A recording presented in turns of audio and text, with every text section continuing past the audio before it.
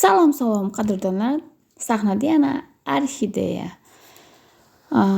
Bu yerda tsvetonosni kesish to'g'risida va mana bunaqa sarg'aygan barglar bo'lsa nima qilish kerakligi to'g'risida gapirib bermoqchiman.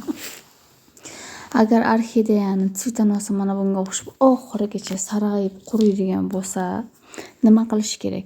Mana bu ildiz tagidagi, mana bo'yniga yaqin joy emas, undan keyingi bo'lgan birinchi pochkadan orxideya tsvetonosini kesib tashlaymiz. Nima uchun bu yerdan kesiladi, tagidan emas?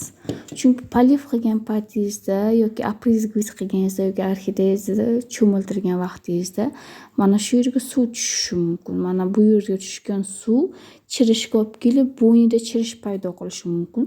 Shuning uchun mana bu yerdan bitta pochka qoldiriladi. Xuddi bu blokirovka vazifasini bajargandek suvni pastga o'tkazmaydi. Bambuklarda qanday bug'un-bug'un, tsvetonosda ham xuddi shunday bo'lganligi uchun suvni pastga o'tkazmasdan straxovka vazifasi uchun qoldiriladi.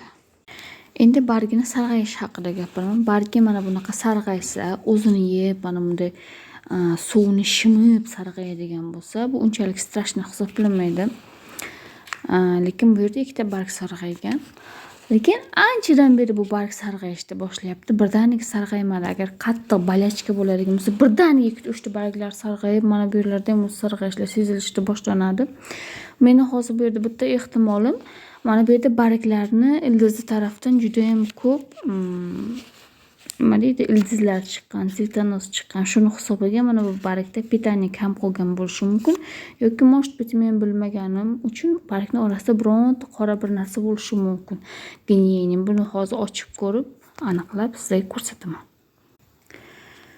Buni olib tashladim. Eng ko'p bo'lgan kuchi ketgan bargini, sarg'ayib kelayotgan bargi. Mana bu yerda hozircha bo'yni toza.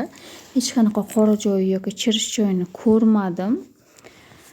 Shuning uchun mana bu keyingi bargini hozircha olib tashlamayman. Chunki prosta tak buni kuchini olayotgan bo'lishi mumkin. Aytganimdek, mana bu tomirlar juda ham ko'p teshib chiqqanligi uchun bargni основаниясida suv ichadigan kapillyarchalari kam qolganligi uchun kuchini olayotgan bo'lishi mumkin. Hozircha buni kuzatib turaman.